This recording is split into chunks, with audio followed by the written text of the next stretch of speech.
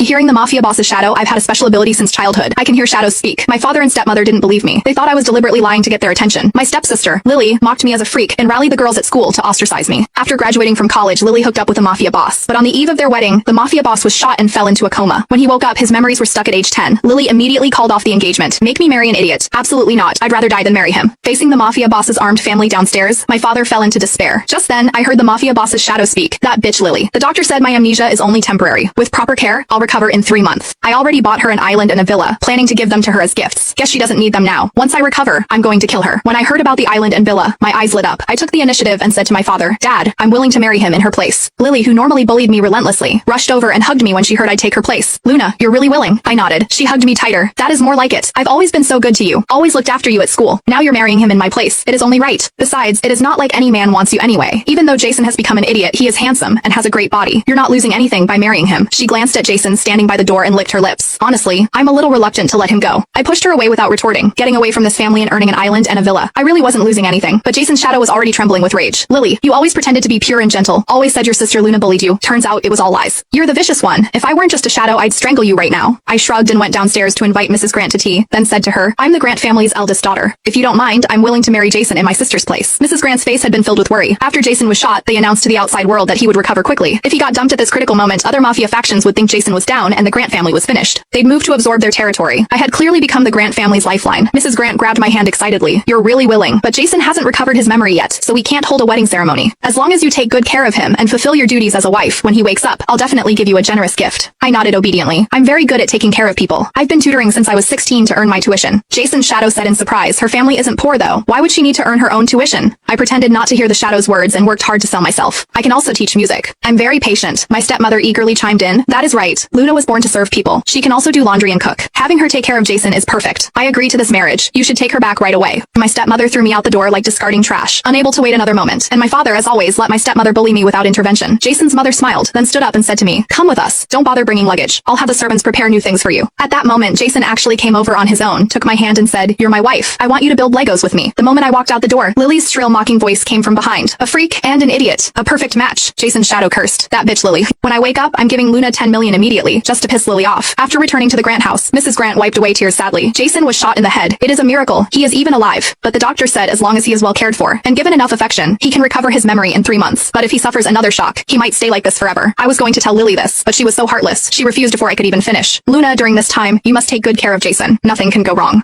What Mrs. Grant meant was that I needed to stay by his side to help awaken his memories. At the same time, Jason's current condition couldn't be seen by outsiders. She was busy fending off attacks from competitors, so she needed someone trustworthy to stay with Jason